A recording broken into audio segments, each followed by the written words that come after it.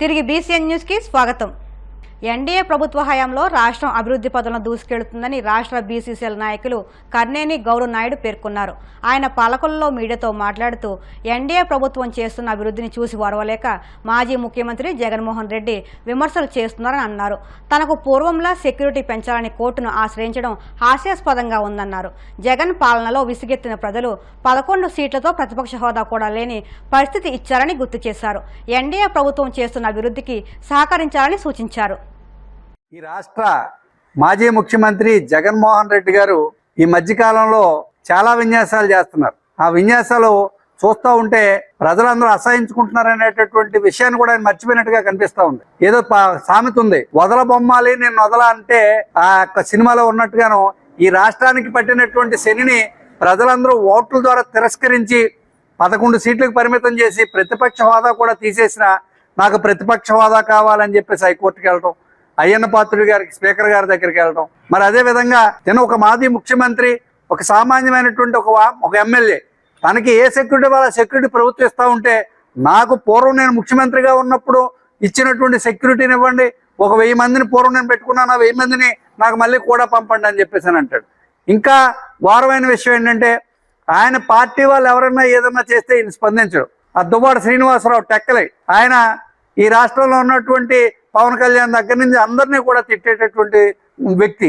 ఆ వ్యక్తి తప్పుడు పనులు చేసి ఎవరో ఒక 33 సంవత్సరాలు ఆవిడతో ఉంటే ఆయన భార్య వెళ్ళి గుమ్మలోకి వెళ్ళి నా పిల్లలు ఏమైపోవాలి నేనేమైపోవాలని ఉసురమంటూ ఎడుతూ ఉంటే రాడ్డెట్ కొట్టి చంపేయడానికి వస్తున్నాడు. ఆయన మీద ఏమైనటువంటి స్పందన లేదు. అంతకుముందు నీ ఏటు నీ అన్ని అరాచకాల్లో నీ క్రిమినల్ చర్యల్లో నీ పార్ట్నర్ సాయిరెడ్డి ఒక గ్రూప్ 1 ఆఫీసర్ని చెరబట్టి ఆవిడ యొక్క జీవితాన్ని నాశనం చేస్తే దాని మీద నీ స్పందన లేదు. 4 చచ్చిపోయారు, 40 మంది చచ్చిపోయారని చెప్పేసి వాళ్ళు 36 మంది చచ్చిపోయారు. మీరు అర్జెంటుగా మామూలుగానేమో రాష్ట్ర ప్రభుత్వాన్ని బర్తరఫ్ చేసేయాలి, చంద్రబాబు నాయుడు కుర్చీ మీద అర్జెంటుగా దింపేయాలి, నేను ఎక్కేయాలి, బుద్ధుందా అని చెప్పేసి అని అడుగుతూ ఉన్నాం. ఇవాళ రాష్ట్రంలోకి నీ పేరు చెప్పి నీ వైఎస్ఆర్సీపీ పెట్టేటటువంటి పోస్టింగ్లు పెట్టి ఈ రాష్ట్రం పరుగు పోతుంది. ఎప్పటికైనా వైఎస్ఆర్ కాంగ్రెస్ పార్టీ వాళ్ళు మీరు కొన్ని విషయాలను గ్రహించండి. మీ పిల్లల భవిష్యత్తు కోసం ఆలోచించండి, మీ పనికిరాని నాయకుడి భవిష్యత్తు కోసం ఆలోచించకండి. ఈ రాష్ట్రం బాగుంటే నీ పిల్లలు బాగుంటారు, నా పిల్లలు బాగుంటారు, రాష్ట్రంలో ఉన్న అందరి పిల్లలు బాగుంటారు. ఒక మంచి నాయకుడు, ఒక విజనరీ కలిగినటువంటి చంద్రబాబు నాయుడు గారు, ఒక అర్జునుడు లాంటి పవన్ కళ్యాణ్ గారు ఇవాళ రాష్ట్రంలో ప్రభుత్వాన్ని నడుపుతున్నారు.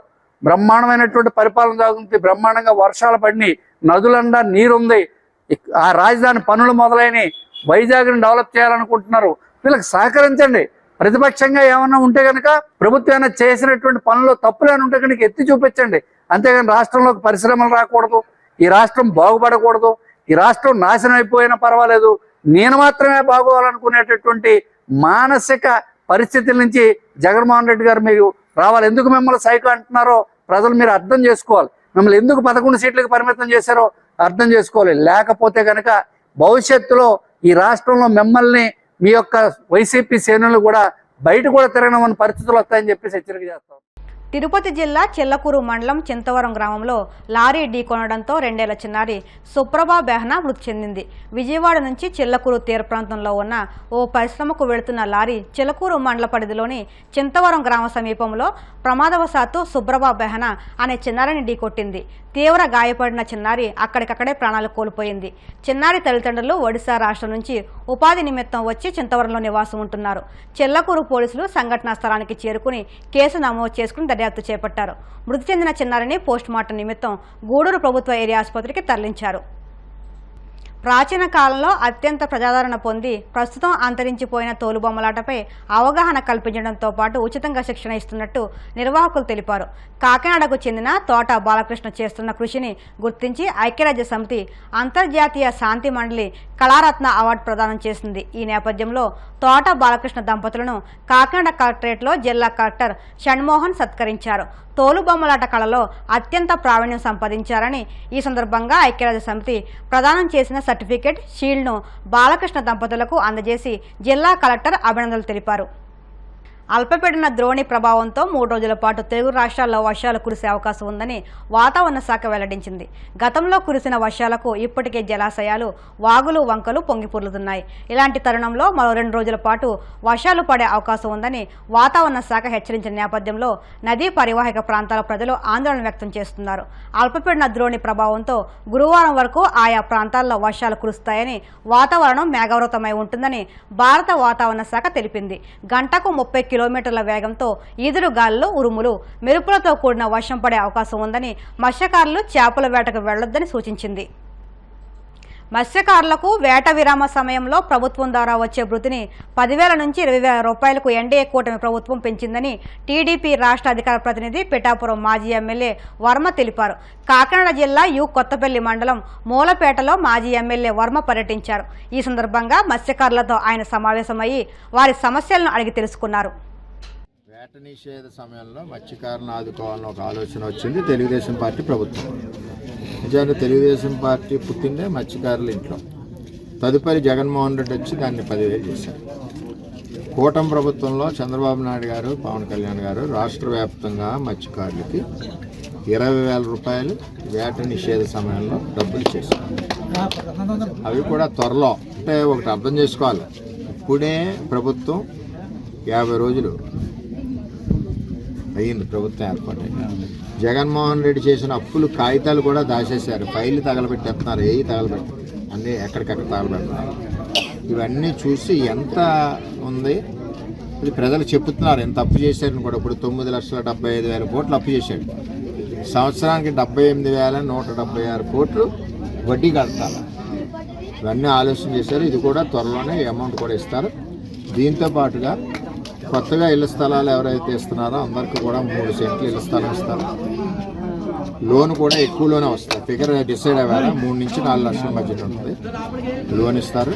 అంటే ఎవరన్నా సరే పేదవాళ్ళు ఇంకా అప్పు చేయకూడదు ఇల్లు కట్టుకున్నప్పుడు, వాళ్ళు సంతోషంగా ఉండాలన్న ఆలోచనతో కూటమి ప్రభుత్వంలో చంద్రబాబు నాయుడు గారు, పవన్ కళ్యాణ్ గారు, నరేంద్ర మోడీ గారి యొక్క ఆలోచనతో ఇవన్నీ వస్తాయి. ఇవన్నీ కూడా పట్టాలన్నీ కూడా ఇవ్వడం జరుగుద్ది. తొందర ఏం పడక్కర్లేదు. మొత్తం పేదవాళ్ళు ఎంత ఎలిజిబిలిటీ ఉన్నారో అంతమందికి కూడా ఇస్తారు. రాబోయే రోజుల్లో స్కీములు కూడా వస్తాయని మీ అందరికీ తెలియజేస్తూ, ఇక్కడ మల్టీపర్పస్ హాల్ ఏదైతే ఉందో త్వరలోనే ఖాళీ చేయించి దాంట్లో మీరు అందరూ పెళ్లిళ్ళు చేసుకునే విధంగా మీకోసమే నేను అప్పుడు కడతా 4.5 కోట్లు. అట్లా అంటే మీరు మెత్తగా ఉన్నారు కాబట్టి వాళ్ళు వచ్చి అద్దుకున్నారు. దాన్ని ఖాళీ చేయించి మళ్ళీ అందులో మత్స్యకారులు వివాహాలు చేసుకునేలాగా వేవర్స్ ఇక్కడ అందరూ బీసీలు ఉన్నారు, అన్ని వర్గాలు వివాహాలు చేసుకునే విధంగా దాన్ని తీర్చిదిద్దామని చెప్పి తెలియజేసుకుంటూ కూటమి ప్రభుత్వం ఎప్పుడు కూడా మత్స్యకారులకు అండగా ఉంటుందని తెలియజేస్తుంది. వార్తలు ముగించే ముందు ముఖ్యాంశాలు మరొక్కసారి. ఎమ్మెల్సీగా మరోసారి చట్టసభల్లోకి వెళ్లనున్న మాజీ మంత్రి బొత్స, బడి నుంచి తప్పుకునే యోచనలో కూటమి.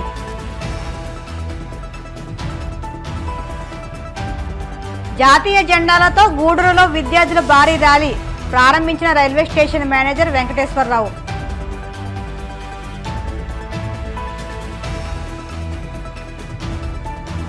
పాలకొలలో భారీ జాతీయ జెండాతో విద్యార్థుల ర్యాలీ, ఇళ్లపై ప్రతి ఒక్కరూ జాతీయ జెండాలను ఎగురవేయాలంటూ పిలుపు.